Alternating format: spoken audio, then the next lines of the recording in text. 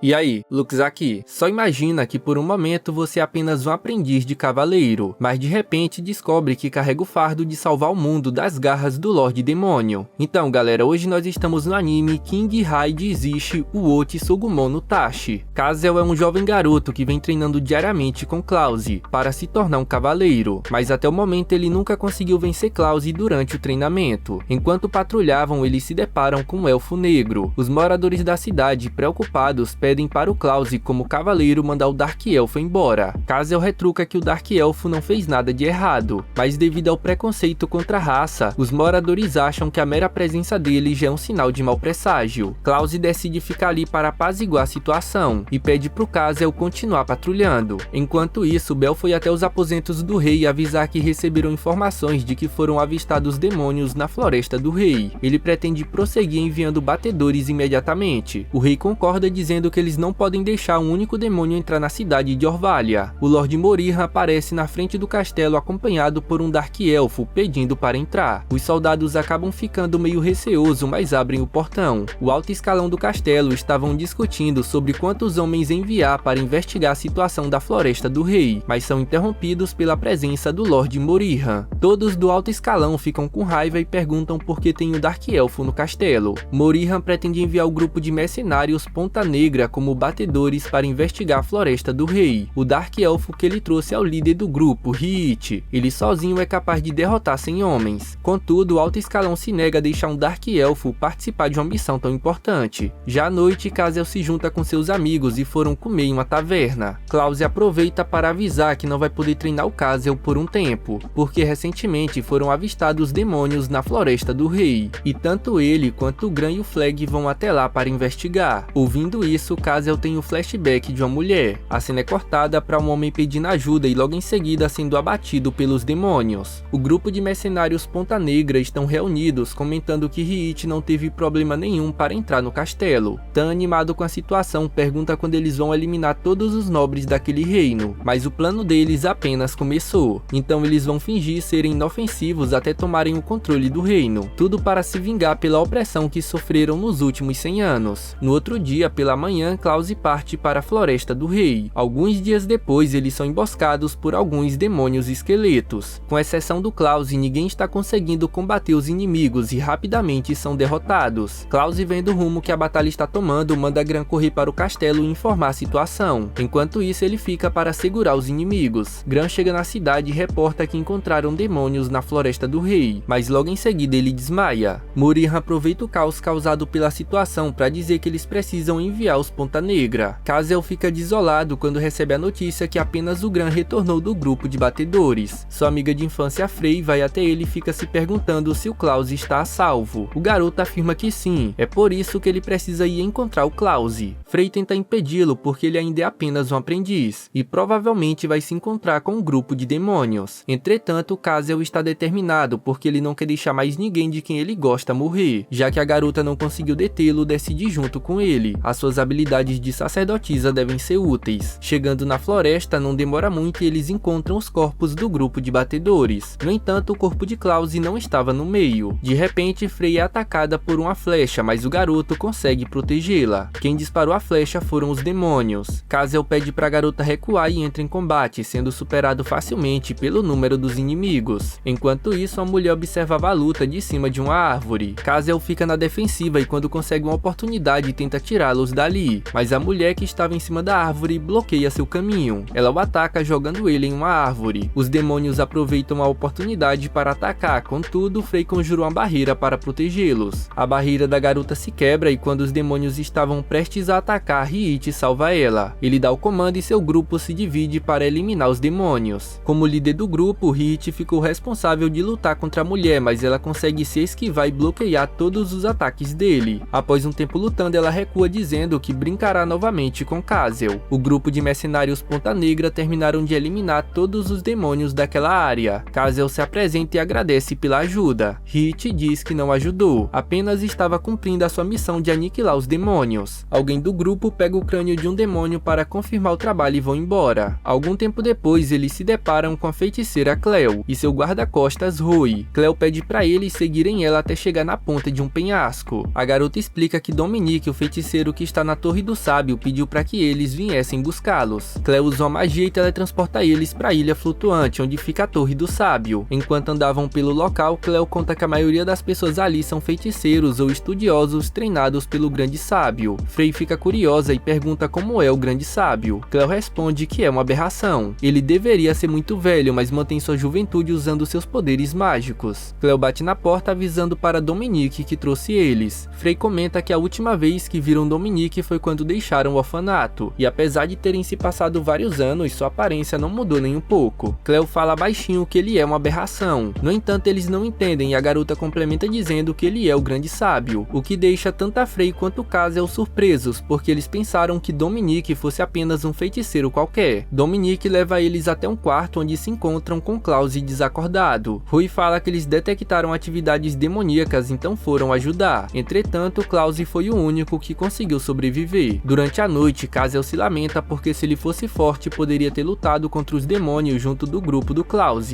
Anos atrás, quando os demônios atacaram a vila, sua mãe morreu protegendo ele. Então, para evitar que ele perca mais alguém de quem goste, ele precisa ficar mais forte. Hit volta ao castelo para avisar que completou o trabalho, apresentando o crânio de um demônio como evidência. Morihan diz que agora eles devem saber do que o grupo Ponta Negra é capaz. Para aniquilar os demônios, todas as raças devem trabalhar juntas, assim como o Rei Kyle trabalhou junto dos Elfos e Orcs para derrotar o Lorde das Trevas há 100 anos atrás. Dominique precisa contar algo ao Cazel e pergunta se alguma vez sua mãe lhe contou sobre seu pai. O garoto diz que não. Dominique revela que foi ele quem pediu para ela não contar até que chegasse a hora certa. Cazel é filho do Rei Kyle, que lutou contra o Lorde das Trevas há 100 anos atrás. Por esse motivo, ele deve ser capaz de herdar a espada sagrada a Aya. Cazel fica perplexo com aquelas palavras e não acredita que possa ser filho de um rei que viveu há 100 anos atrás, pois sua mãe morreu há alguns anos, quando ele ainda era criança. Para explicar isso, Dominique contou a história de 100 anos atrás. O príncipe Kyle era um jovem cheio de sonhos e esperanças, e a mulher com quem ele compartilhava seus sonhos era Arlette, a mãe de Cazel. Mas isso não durou muito, pois o rei e os nobres não aprovavam o relacionamento e forçaram eles a se separar. Não muito tempo depois, o rei Median I faleceu repentinamente, e Kyle subiu ao trono. Em seu discurso, ele jurou derrotar cada um dos demônios, elevando a moral do seu exército. Então o rei Kyle se dirigiu até o clã dos Elfos e o clã dos Orcs e formou uma aliança, mas os demônios tinham uma vantagem numérica avassaladora. Kyle se feriu durante a batalha e se encontrou com Arlette em um abrigo. Nesse momento, Arlette já estava grávida de Cazel, o que aumentou a vontade do Kyle para proteger o mundo em que seu filho viveria. Como se respondesse ao forte desejo do Kyle, a deusa da luz apareceu e lhe deu a espada sagrada Aya. Enquanto isso, Iria, a meia-irmã de Kyle, se dedicava aos estudos de tecnologia. Cazel para a história para comentar que os estudos de tecnologia da Iria levaram ela ao julgamento após sua morte, e ela foi considerada culpada. Frey também ouviu a história que ela estava tentando criar uma espada sagrada falsa. Dominique fala que ela fez isso na tentativa de ajudar o Kyle, mas o povo de Orvelha acreditou que esse ato era uma blasfêmia contra a deusa da luz, levando ao preconceito contra os Dark Elfos que está acontecendo hoje em dia. Voltando à história, um feiticeiro servindo a República de Grey chamado Malduk usou uma magia proibida para trazer o Lorde das Trevas Angmund. Kyle se juntou com seus companheiros e partiu para derrotar o Lorde das Trevas. Ao mesmo tempo, a pesquisa de Iria foi finalizada. Ela correu atrás do Kyle, mas acabou sendo morta por um demônio no caminho. Kyle com seus companheiros conseguiu derrotar o Angmund. Porém, depois da batalha, tanto o Angmund quanto o Kyle desapareceram. Depois disso, a atividade demoníaca começou a morrer e a paz retornou ao mundo. Após a batalha, os companheiros de Kyle selaram a espada sagrada Aya, e cada um ficou com uma parte da chave para quebrar o selo, garantindo que se mantenha intacta até o dia do retorno do Lorde das Trevas. E com medo de que apenas um descendente direto de Kyle pudesse empunhar a espada, decidiram colocar Arlette em sono criogênico. E agora, Cazel deve obter a espada sagrada Aya. Como primeiro selo, ele deve se encontrar com Lorraine, o grande sábio da Floresta Elidora. Devido a algum motivo, Dominique não pode deixar a Torre do Sábio, então ele pede para Cleo e Roy ajudá-lo nessa jornada. Cazel retorna ao quarto do Klaus e informa tudo o que Dominique contou, assim partindo em sua jornada por meio de uma magia de teletransporte da Cleo.